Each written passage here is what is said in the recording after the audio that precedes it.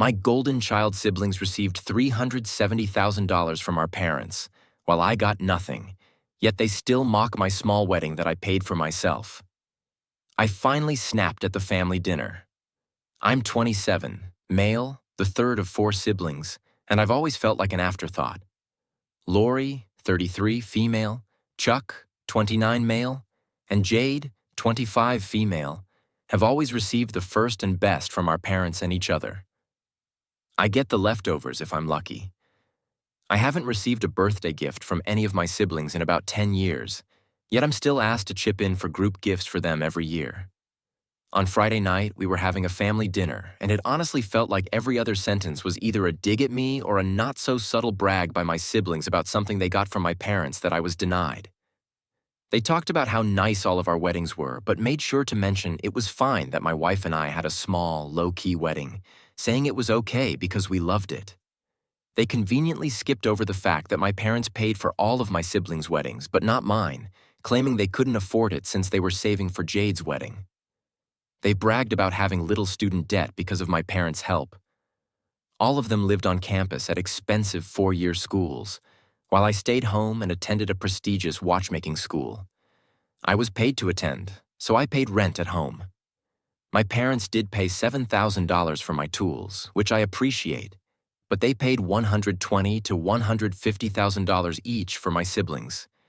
Yet, somehow, they see this as equal. When I went back to school on my own, I didn't ask for money and none was offered. But when my brother went back, my parents covered everything without him even needing to ask. There were plenty of other moments, like comments about cars and lifestyle choices, but what pushed me over the edge was when my brother and his wife mentioned how great their marriage was because they do spontaneous things like the date they had last Friday. That was the same Friday my parents called my wife and me last minute to cancel dinner plans at our house because they needed to watch Chuck's kids due to an emergency. Turns out, the emergency was just a dinner for Chuck and his wife at Texas Roadhouse. I had spent hours making my grandpa's ziti and meatballs with homemade marinara because it's my mom's favorite. I wanted so badly to scream at them, but instead, I just got up and left without saying a word, and my wife followed. When my mom called later to ask why I left, I told her exactly why. I explained the favoritism, the unfairness, and how it feels like they don't care about me. She didn't say much, and I wasn't looking for an explanation or apology. I just felt like it was obvious. But if she really didn't see it, I'd spell it out. Apparently, some of what I said got back to my siblings because now Chuck and Lori are furious, saying I ruined dinner, and my mom is upset that I'm hurt. They say I'm immature for keeping score. Commenter? NTA. Your siblings are keeping score too. They use it to belittle you every time they see you. Your parents, including your mom, who's suddenly upset that you're hurt, have allowed this to happen. She's only upset because you finally stood up for yourself. Keep keeping score. They certainly will. OP. Honestly, on the phone, she didn't seem upset. She got quiet and just seemed sad when I started explaining everything. Commenter. NTA. But I don't know if this is the best solution. But if I were you, I'd write everything down just like you told us, then send it to each of your family members in a group chat and block them. I'd move on from the relationship and love them from a distance. Sidebar. Do you and your siblings all look alike? OP. Jade is adopted, so no. But she's always been the baby and treated that way. I look almost exactly like my paternal grandfather. I even have the same eye thing, born blue, then developed a brown ring around the outside as I grew up. So, there's almost no chance I'm not my father's son, if that's what you're getting at. Jade's on my side, and she feels terrible about the wedding thing. She didn't find out my parents didn't pay for my wedding until 6 months after her own. She'd assumed they helped with my house or something because, verbally, that had always been the deal. But no. I paid for my own wedding, and they never honored their promise that we could use our saved money for a wedding or anything else we wanted as a gift when we got married. This isn't Jade's fault. She didn't ask for any of this. She didn't even plan her own wedding. Mom and Lori did, making it extravagant because they wanted it that way. Jade and her husband mostly hang out with my wife and me when they're in town. That's been the pattern for a long time. The family gives her things she never asked for, probably to make up for her tough early childhood, often at my expense. But since she was about 6, she's always shared what she gets back with me. Jade and I are fine. She shouldn't have had to police the fairness of the adults around us. Commenter: have you ever laid all this information out in front of your family like you did here? Or have you just been keeping it to yourself? I'm glad Jade is empathetic toward you. OP: that Friday night phone call with my mom was the first time I laid more than one incident out at a time. It's also the most thorough I've ever been because it was the first time I wasn't interrupted. We were on the phone for an hour and a half and I talked most of the time. Commenter: you seem like an emotionally strong person. Sometimes when people realize they can't get to you, they can't help but keep trying. It says more about them than it does about you. Question: if you weren't related, would you even hang out with these people? You get to choose your family. Don't worry about rocking the boat. Sail your own. OP: I'd definitely still hang out with Jade and her husband, as well as my grandparents. My dad's mom already sees me more than anyone else in my immediate family. My pop, my mom's dad, has spent more time with me than the other grandkids since I was young. I have autism, and he likely would have been diagnosed with it if he'd been born today. We both need breaks from crowds and have similar sensory issues, so we'd often bail on family gatherings to play bocce for as long as I can remember. Update 1. I'm not sure where the best place to put this is, so I'm sharing it here if that's okay. My first draft included some of this, but I had to cut a lot to fit the character limit.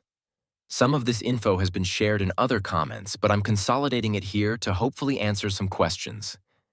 There's no reason to believe I'm not my father's child. The number of genetic coincidences required for that would be absurd. He doesn't have any male relatives that could explain it either. He has one sibling, my aunt, and none of his cousins have ever been close or even local.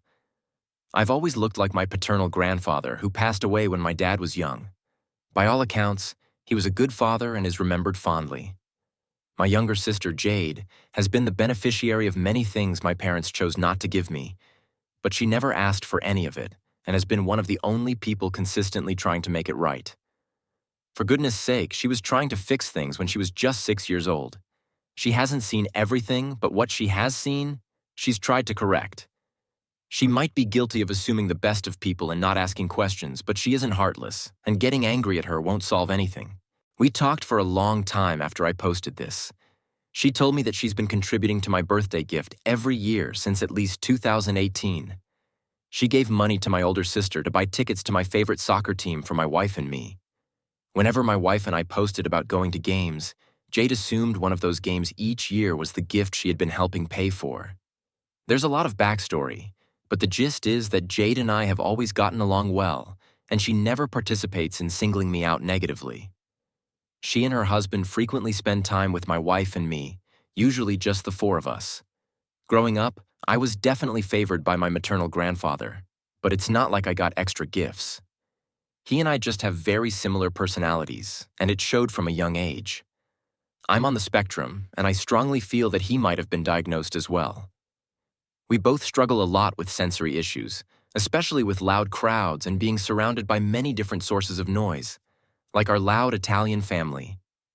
It overwhelms us, so we always end up hiding for at least part of every family gathering. Over time, we started hiding together, either by sneaking off to play bocce or locking ourselves in the kitchen to cook. As an adult, he's made comments that show he sees how I'm not given as much, and in the last 2 to 3 years, he's definitely given more to me than anyone else. Items he specifically wants me to have now, and when he passes, things he wants me to enjoy now. This was definitely a source of tension on Friday. He's quite wealthy, and my older siblings are accusing me of trying to enrich myself through inheritance. I have no idea what his plans are, and I've never asked. It's not my business. He has always been obsessed with making things equal. Everyone gets the same number of boxes at Christmas, with the exact same amount of money spent on each person, so I don't expect him to act differently with his estate. I honestly think most of it will go to charity, but anything left will probably be divided evenly. Where my older siblings see the monetary value of his record collection and view it as a financial windfall, I just see a beautiful collection of music that I get to keep enjoying. I'd never sell it. They also think I'm hoarding the antique watches he gave me, the most valuable being a 60-second Timex Marlin. But again, they just want me to sell them and split the cash. First of all, the items aren't valuable except sentimentally. Second, Pop Pop is very much alive and only gave me the watches because he knows I'll repair and wear the ones I like. Selling them would be extremely rude and entitled. They're also upset that he gave me his first nice car. It does have some nominal value even now, not old or rare enough to be a collector's item, but it's a reliable vehicle. To me, it's a sentimental item. It was his Sunday car for years, and while I've had to put a lot of work into keeping it running well, it's in excellent cosmetic condition. My older siblings argue that I'm actually the favorite, and they claim that the generous financial gifts given to them by our parents are somehow overshadowed by their inflated estimation of the value of what my grandfather has recently given me. My paternal grandmother has also openly favored me more as I've aged, but again, this isn't financial. To my knowledge, she isn't in a position to leave me any inheritance, and I would never ask that of her. There's an old clock of hers made by a local clockmaker and housed in a handmade cabinet that I used to spend hours admiring when I was young. She put labels inside it as early as when I was 5 or 6, indicating it would belong to me. I didn't ask for that, but I appreciate it and will gladly accept it if she still feels that way when the time comes. But I don't spend time with her as part of some scheme to take her clock. I just enjoy hanging out with my grandmother. She's a really funny lady. She likes going on walks with my wife, me, and our dogs. She stays at our house during holidays instead of the guest house my parents built for her. My siblings seem to think she's been supporting me financially, but unless there's something I don't know about, she's not in a position to do that. My wife and I will be meeting with my parents sometime next week to talk. I don't know what to expect, but we'll take the time to write everything down in preparation. I'm not even sure what I want from this, but I do plan to bring up the idea of family therapy. Update 2. About a week after the post, my wife and I met with my parents to clear the air. As many suggested, I wrote down my thoughts and compiled a detailed list of the disparity between what my siblings were given over the years and what I received. I did the math and realized that while I was attending the technical school, I actually paid my parents more in rent than they ever spent on my tools. The final reckoning showed that my parents gave between $370,000 on the high end to Jade and up to negative $190,000 on the low end to Chuck, compared to what they gave me. Seeing the full amount laid out like that made me angrier than I've been throughout this whole mess. My parents were aware of some discrepancies, but really pushed back on the actual amounts until we sat down and went through each major gift, case by case. By the end, my dad admitted that my estimates were likely conservative. That was pretty much the end of any productive conversation that night. My dad claimed they didn't realize it had gotten that bad, but he wouldn't explain how they hadn't noticed. Meanwhile, Chuck and Lori escalated their anger, constantly calling and texting me, my parents, and even extended family. I haven't spoken to either of them directly since, and I don't expect to anytime soon. About a week after our first sit-down, my mom and dad asked to meet again. A lot was said, but the gist was that they felt I was doing well and didn't need their help. They thought I would be fine without them. They admitted they live beyond their means and gave more to my older siblings than they should have, saying they could never have given me that much. They also explained that the timing of my wedding coincided with the worst of their overspending and lack of savings, and they simply didn't have the funds to fulfill their promise, especially as they were paying for Jade's tuition, car, and apartment at that time. They've offered money, vacations, and even a car, but I don't think they truly understand yet. My wife and I don't want their money, but we're still figuring out what an ideal resolution looks like. At least they've admitted their unfairness and are open to working things out. My wife and I spent Easter with Jade, her husband, and my grandparents. My mom and dad came over in the evening, and this seems to be our new normal for now. Commenter: I bet they'll ask you for monetary help with end-of-life costs. Op: That's partly why I don't want to accept any gifts from them right now. As things stand, If our relationship stays the same until they retire, I wouldn't feel guilty about leaving them to handle their own expenses. I'm pretty sure Jade and her husband would ensure they don't end up destitute, but I wouldn't feel obligated to help. If they paid off my mortgage, I know they'd try to use that as leverage. I know them too well to believe otherwise. I don't wish them any harm, but I wouldn't step in to help them, at least not financially. They've spent recklessly in the past, and I think they still do. None of my grandfather's frugality or understanding of hardship seems to have influenced my mom. I don't think she remembers when his company hadn't taken off yet, or if she does, she refuses to learn from it. I doubt they have substantial retirement savings, and I don't trust them to live within their means, even if they do have some savings. I fully expect them to be broke within 5 years of retiring, and I don't want them to have any way to guilt me into helping them. I know Chuck and his family won't feel like they're in a position to help, even though they could. They earn great money, but constantly complain about being broke. By no definition are they actually broke. They just have expensive tastes and trashy friends. Lori, on the other hand, will likely be too mad at our parents for babying me by doing the bare minimum, just listening to my grievances. If she thinks there's nothing left for her to inherit, I genuinely believe she'd be glad to see them suffer. I really think she'd discard our parents without a second thought if they blew through what she thought was her inheritance. Regarding Jade and the birthday gifts, I can't address everything, but here's a quick recap of what was covered in the first post. Jade and her husband had been giving Lori a sizable amount of money each year to buy tickets for my wife and me to see the Union play. When we inevitably posted pictures of us at the games, Jade assumed that one of those games was the birthday gift she'd paid for. She even pointed out an Instagram post of mine from last year that explicitly called it a birthday gift. I hadn't specified it was from my wife. In hindsight, Jade's comment on the post clearly shows she thought it was her gift. The reality is, Lori had been stealing a couple $100 from Jade every year for at least 5 years. I love Jade and her husband. They're very sweet, but also naive. Both grew up wealthy and spoiled, so neither has a real sense of how much things actually cost. They genuinely thought tickets to a Union game cost much more than they actually do, and didn't hesitate when Lori asked for money for my birthday gift each year. Jade and her husband are not talking to my siblings right now. They were shocked to learn I hadn't been getting gifts from them. As a fun side note, Jade and her husband took my wife and me to a game this spring and covered everything, just wanting to do something nice without trying to make up for anything. Jade isn't perfect and can come off as spoiled, but she really tries not to be entitled. She and her husband do well financially and share generously. While Jade did get some help, she didn't ask for it and doesn't brag about it, unlike Chuck and Lori. Jade is upset about the unfairness, while Chuck and Lori are angry that the situation isn't continuing. In response to the commenter asking if my parents know Lori has been stealing from Jade, yes, they do. My parents are still in touch with Lori and Chuck, who have given them grandchildren. I don't expect my parents to cut off contact with them. I'm not interested in interfering with their relationship or how they handle the situation. Meanwhile, my own relationship with my parents is strained, with minimal contact. I'd prefer to focus on that. I don't have much of a relationship with my older siblings and can't see myself caring enough to try unless they genuinely want to make amends.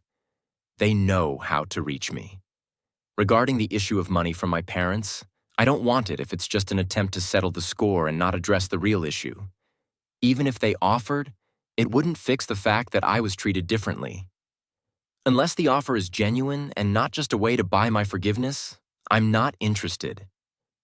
My wife and I both work hard and earn decent money.